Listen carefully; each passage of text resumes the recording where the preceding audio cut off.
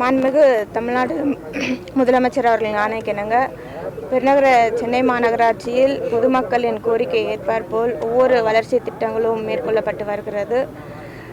மாண்புமிகு தமிழ்நாடு முதலமைச்சர் அவர்களால் டி நகருக்குட்பட்ட பகுதியில் சென்னை மாநகராட்சி சார்பாக மிகப்பெரிய மேம்பாலம் கிட்டத்தட்ட 1200 மீட்டருக்குட்பட்ட மேம்பாலத்தை மாண்புமிகு தமிழ்நாடு முதலமைச்சர் அவர்கள் துவங்கி வைத்தார்கள்.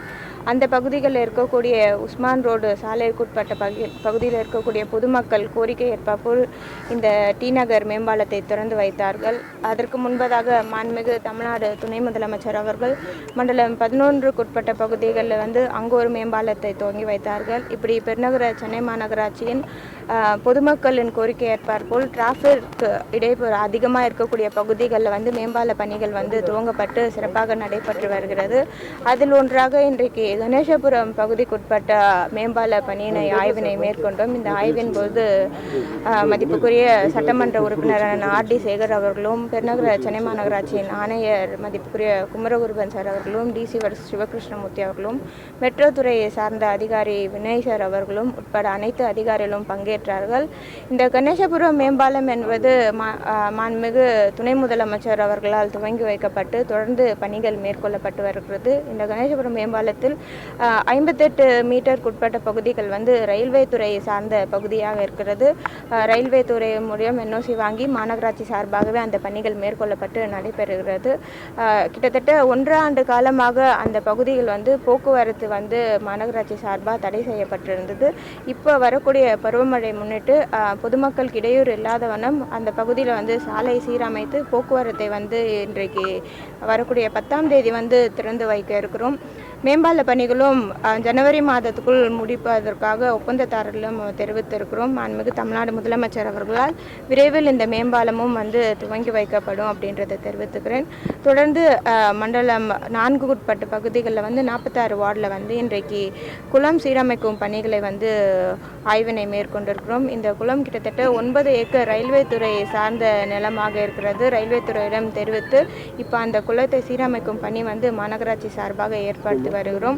தென் சென்னைக்குட்பட்ட பகுதிகளில் பல்வேறு பகுதிகளில் இந்த குளம் சீரமைத்து அதை சுற்றிலுமாக பொதுமக்கள் நடைப்பயிற்சி மேற்கொள்வதற்கான சீரமைப்பு பணிகள் மேற்கொள்ளப்பட்டு வருது. வட சென்னையிலும் அதே போல் மேற்கொள்ள வேண்டும் என்ற வகையில் இந்த பகுதி 9 ஏக்கர் நிலத்தில் இந்த பணிகள் துரிதமாக நடைபெற்று வருகிறது. வரக்கூடிய ஜனவரி மாதத்துக்குள் இந்த பணிகளும் நிறைவேற்றி பொதுமக்களின் பயன்பாட்டிற்கு விரைவில் துவங்கி வைக்கப்படும் என்று தெரிவித்துள்ளது. வட சென்னை தாழ்வான பகுதி மேடம் பரவலாக மழை பெய்யும். அதிக செயல்திறன் கொண்ட மோட்டார்கள் நம்ம பயன்படுத்தணுமா? என்ன நடவடிக்கை?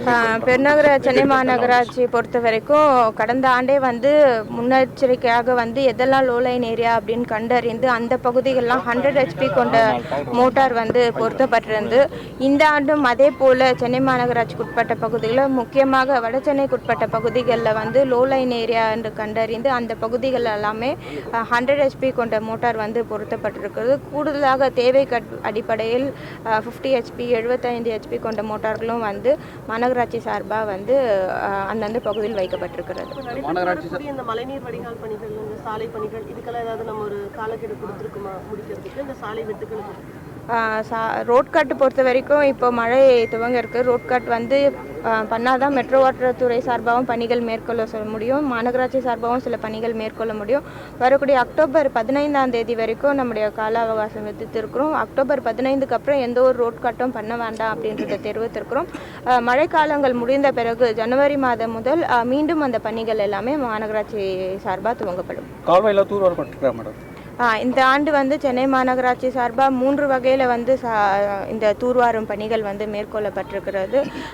பிஆர்ஆர் சாலைகளை பொறுத்த வரைக்கும் நம்ம இந்த வாட்டி நியூ டெக்னாலஜி யூஸ் பண்ணி சக்கிங் மூலயமா வந்து இந்த தூர்வாரும் பணிகள் மேற்கொள்ளப்பட்டிருக்குது. அதே போல் இன்டீரியர் ரோட்ஸ் எல்லாத்துக்குமே வந்து மேனுவலாக வந்து தூர்வாரும் பணிகள் நடைபெற்று வருகிறது. 2 சுழற்சி முறையில் வந்து இந்த தூர்வாரும் பணிகள் ஒவ்வொரு ஆண்டும் நடைபெறும். அதே போல் இந்த ஆண்டும் நடைபெற்று வருகிறது. சுரங்கப்பாதை வந்து பார்த்தீங்கன்னா ஒவ்வொரு ஆண்டுமே வந்து முழுகக்கூடிய காட்சிகள் பார்க்க முடியுது. இதுக்கான நிரந்தர தீர்வு என்ன செய்யப்பட்டிருக்கலாம்? சென்னை மாநகராட்சி பொறுத்த வரைக்கும் இது வந்து எல்லாருக்குமே தெரியும், அன்பிளான்டு சிட்டி அப்படின்னு சொல்லிட்டு. நம்ம கோஸ்டல் ஏரியாவுக்கு பக்கத்தில் இருக்கக்கூடிய ஒரு சிட்டி. அப்படி இருக்க காலகட்டத்தில் பருவமழையின் பொழுது 15 சென்டிமீட்டரில் 20 சென்டிமீட்டருக்கு உட்பட்ட மழையை வந்து தாங்கக்கூடிய சூழல் வந்து சென்னை மாநகராட்சியில் இருக்குது. அதற்கான கட்டமைப்புகள் எல்லாமே வந்து மழைநீர் வடிகால் மூலயமா நம்ம வந்து மேம்படுத்தியிருக்கிறோம். 20 சென்டிமீட்டருக்கு மேலே போச்சுன்னா தான் நம்ம மழை வந்து அது இயற்கை கொடுக்கக்கூடிய சூழலாக இருக்கும். அப்படி இருக்க இதற்கு முன்னாடி கூட வந்து தண்ணி நிற்கக்கூடிய சூழல் இருந்தால் கூட 7 நாள் 8 நாள் வந்து அந்த தண்ணியெல்லாம் அப்ரூவ் படுறதுக்கு நம்மளுக்கு கால அவகாசம் தேவைப்படும்.